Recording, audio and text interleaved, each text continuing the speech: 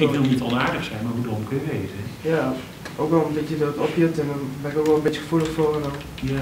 Het is een uit de hand gelopen grap. Ja. Dus Het was klopt niet de wel. bedoeling om mensen te laten schrikken of in die zin.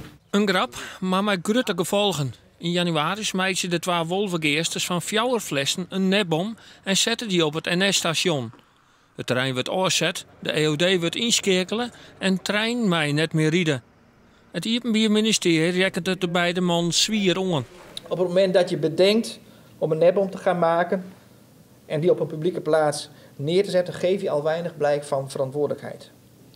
Maar als je dan hoort wat je allemaal teweeg brengt en dan nog niets doet om de schade te beperken en het gevaar zoals dat dan wordt ingeschat weg te nemen, dan is dat alleen maar te betitelen als volstrekt onverantwoordelijk, onbezonnen en ik vind zelfs laf gedrag. De wolvengeesters, die nu 22 hier binnen, schrikken bot van de gevolgen, zo vertelt de advocaat van een van de vertochten Nieuwert. Hij heeft zich op dat moment geen seconde gerealiseerd wat zijn handelen voor gevolgen zouden hebben. Niet gevolgen voor zichzelf, maar ook niet voor anderen.